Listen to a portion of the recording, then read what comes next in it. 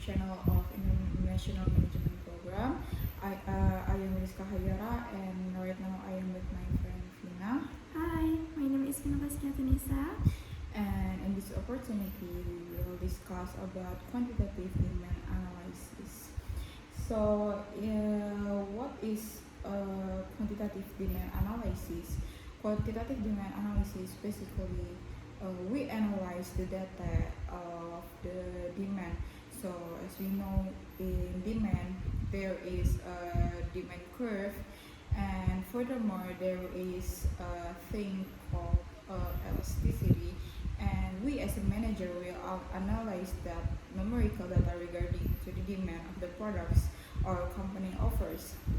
And as explained before by the other group, the law of demand says that higher the price, the lower the demand for that product. Thus, in this topic, we will discuss deeper about the correlation between the price of the product and the demand. So, how much would be increased if we lower the price, or how much demand would be increased if we and how much demand would be decreased if we increase the price? These questions will be answered by the help of the elasticity concept. Before we talk further about the elasticity concept, let me explain a bit about the basic formula of elasticity. So the basic formula of elasticity is the percentage of change in quantity of demand divided by the percentage of change in price. Here we use the concept of mathematics, of course.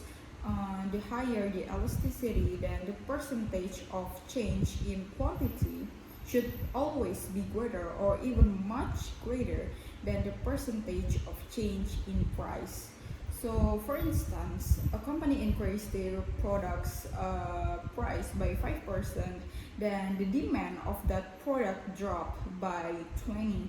So the elasticity is 20 divided by 5 equal 4. It means the value of elasticity of the product is 4. And you know what, guys? There are some kinds of elasticity which will be explained by Vina. Okay, I will explain about another elasticity. The first is elastic. Elastic is the demand is elastic if the absolute value of the unpriced elasticity is greater than 1. For example, if airline ticket to Mau increased by 10% and the amount of people buying ticket to drop by more 10%, then airline ticket to Mau would be considered to have an elastic demand. And the second one is unitary elastic. Demand is unitary is elastic if the absolute value of the unpriced elasticity is equal to 1. For example, the price of digital cameras increased by 10%. The quantity of digital cameras demanded decreased by 10%. And then the last one is perfectly elastic.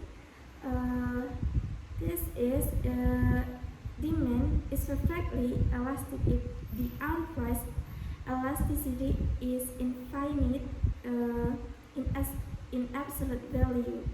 In this case, the demand curve is horizontal. For example, while buying a product online, we have an unlimited option to many sellers, perfect knowledge, do price comparison website. So we will not buy an expensive product which lead to unity in prices of the products.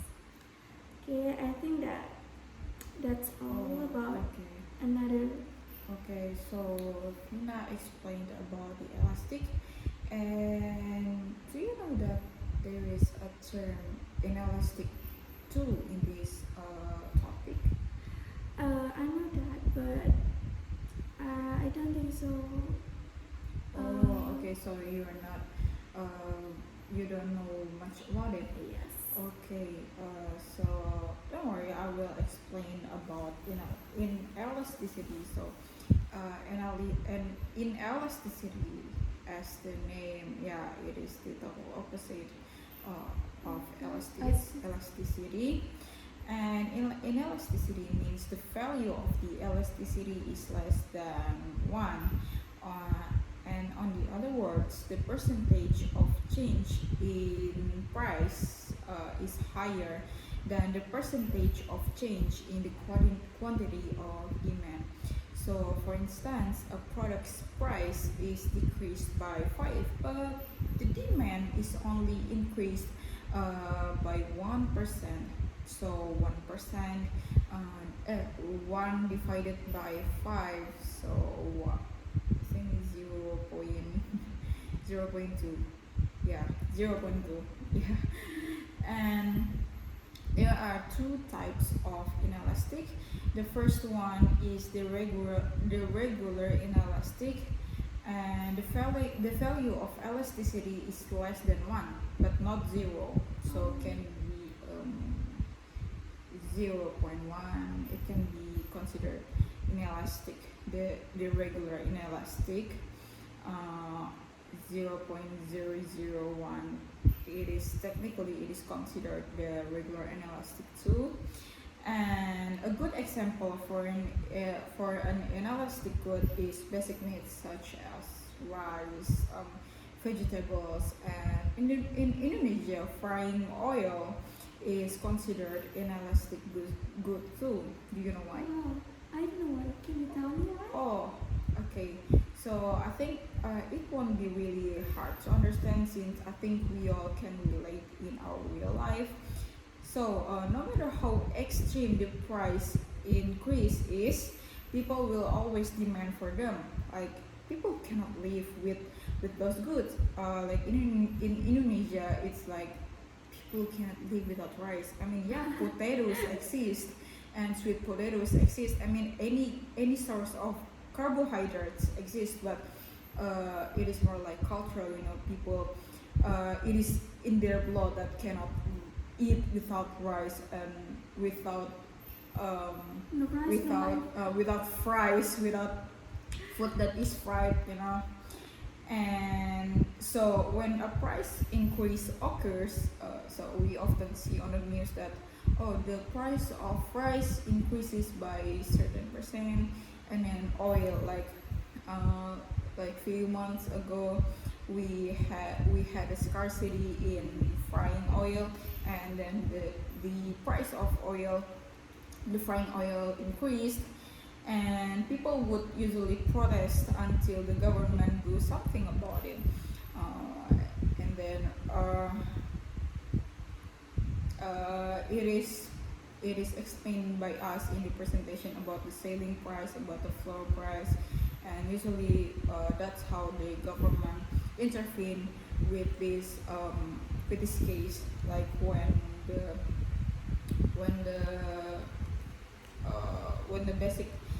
basic needs price increase, people are mad and they protest, and the government would usually help.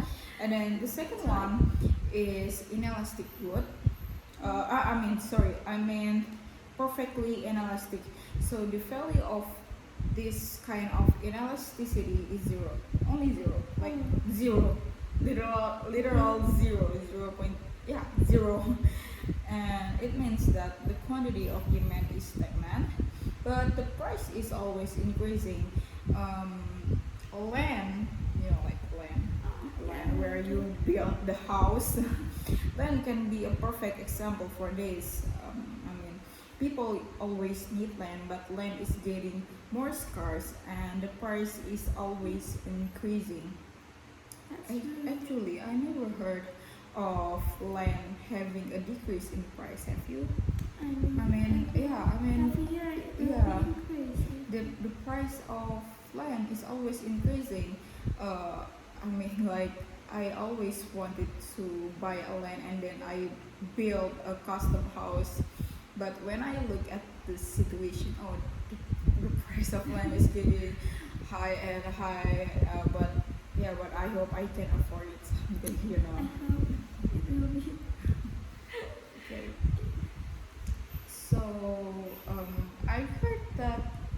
is a concept called cross price elasticity. Yeah. Yeah. Yeah. What Okay. is it? I You know will. about it?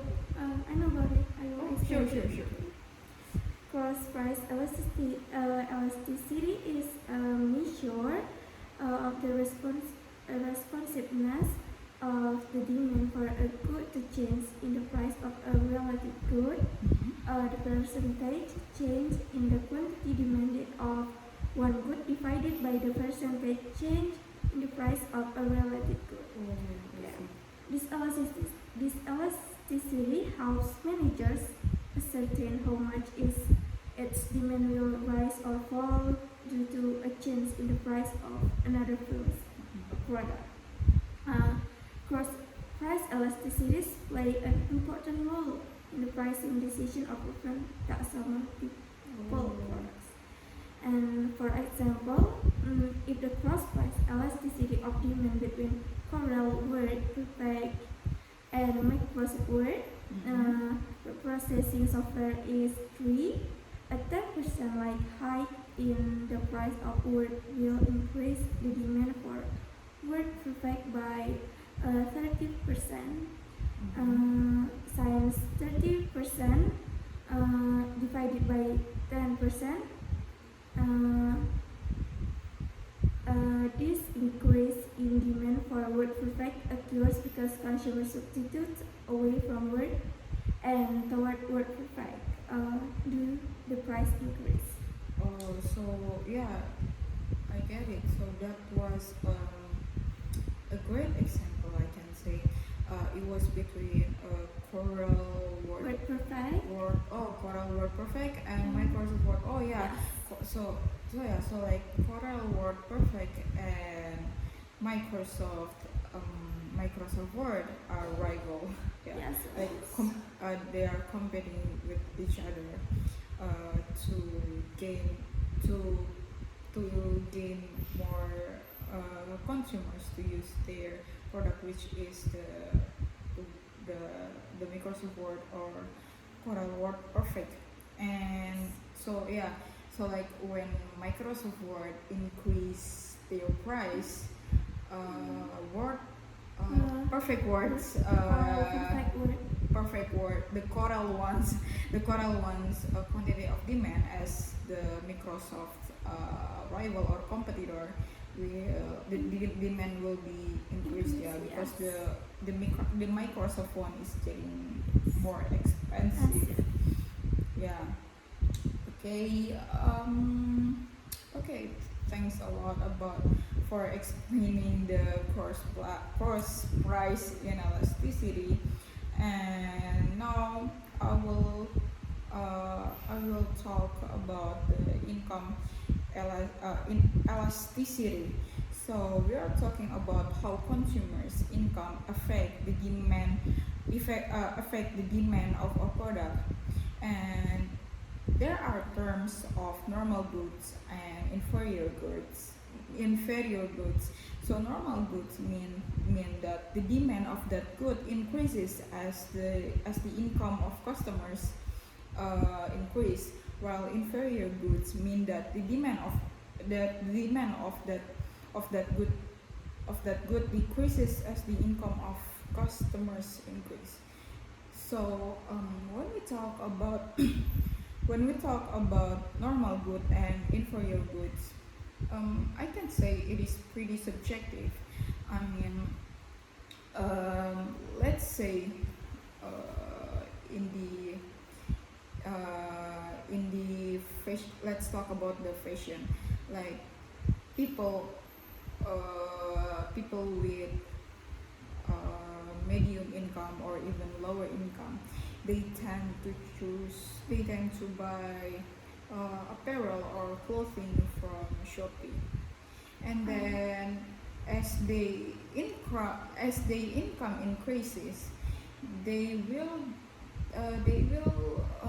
their demand for, let's say, uh, H&M, their demand for H&M increases because they have a higher income, and clothes in H&M are more expensive than the ones in Shopee. Yeah.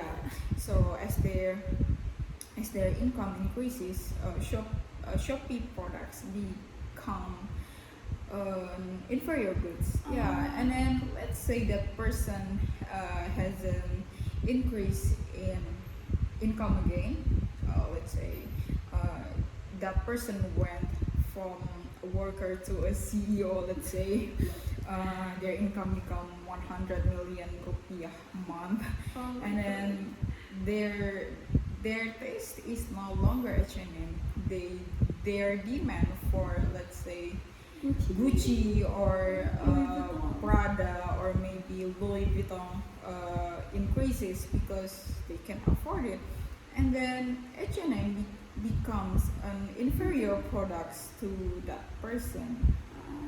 So that's a concept of income elasticity, and then I think that's all.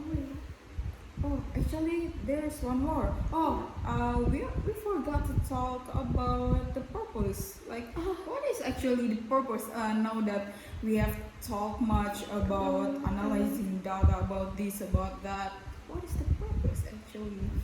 So, as mentioned before, this is the data about the demand. Uh, so we determine about, so let's say we have products, and then we determine, is this an elastic product, is this inelastic, is this that, yeah, something like that. And then for us manager, we make decision regarding to the price of products. I mean, sometimes business use the strategy of decreasing the price of their products in order to